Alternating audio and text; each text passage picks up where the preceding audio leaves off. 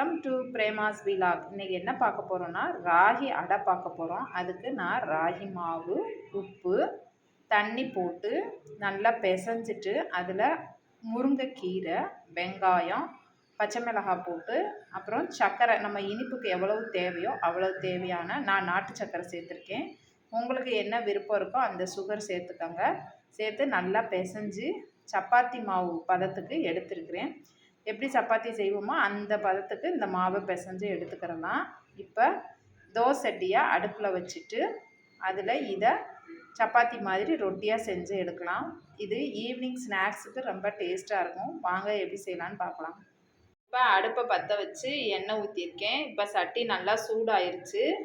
இப்போ அந்த ரொட்டியை செஞ்சு எடுக்கலாம். இப்போ ரொட்டி நம்ம தோசட்டியில் போட்டாச்சு. இப்போ அது கலர் மாறினோடனே அப்படியே திருப்பி போட்டுடலாம்.